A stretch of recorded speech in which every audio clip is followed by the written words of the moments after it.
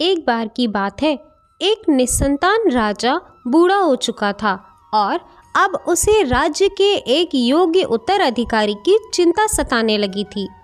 योग्य उत्तराधिकारी के खोज के लिए राजा ने पूरे राज्य में ढिंढोरा पिटवा दिया कि अमुक दिन शाम को जो मुझसे मिलने आएगा मैं उसे अपने राज्य का एक हिस्सा दूंगा।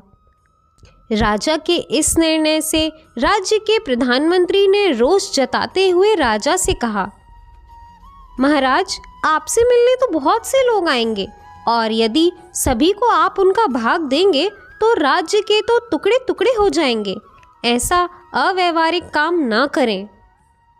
राजा ने प्रधानमंत्री को आश्वासन देते हुए कहा, प्रधानमंत्री जी, आप चिंता ना करें, बस देखते जाएं कि आगे क्या होता है।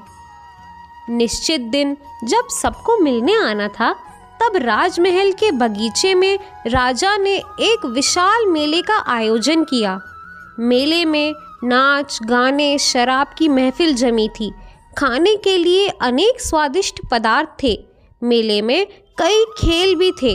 राजा से मिलने आने वाले कितने ही लोग नाच गाने में अटक गए, कितने ही लोग सुरा सुंदरी में अटक गए, कितने ही खेलों में मशगूल हो गए तथा कितने ही खान पान और घूमने फिरने के आनंद में ही डूब गए। इस तरह समय बीतने लगा, पर इन सब के बीच एक व्यक्ति ऐसा भी था जिसने किसी चीज़ की तरफ देखा भी नहीं, क्योंकि उसके मन में निश्चित ध्येय था कि उसे राजा से मिलना ही है। इसीलिए वह बगीचा पार करके राजमहल के दरवाजे पर पहुंच गया, पर वहां खुली तलवार लेकर 2 चौकीदार खड़े थे। उन्होंने उसे रोका। उनके रोकने को अनदेखा करके और चौकीदारों को धक्का मार के वह दौड़कर राजमहल में चला गया, क्योंकि वह निश्चित समय पर राजा से मिलना चाहता था। जैसे ही वह अंदर पहुंचा, राजा उसे सामने ही मिल गए और उन्होंने कहा, मेरे राज्य में कोई व्यक्ति तो ऐसा मिला जो किसी प्रलोभन में बिना फंसे अपने ध्येय तक पहुंच सका।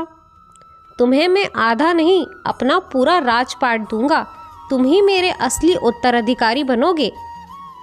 दोस्तों, इस छोटी सी कहानी से हमें यही शिक्षा मिलती है कि सफल वही है जो लक्ष्य का निर्धारण करता है, उस पर अडिग रहता है, रास्ते में आने वाली हर कठिनाई का डटकर सामना करता है और छोटी छोटी कठिनाइयों को नज़रअंदाज कर देता है।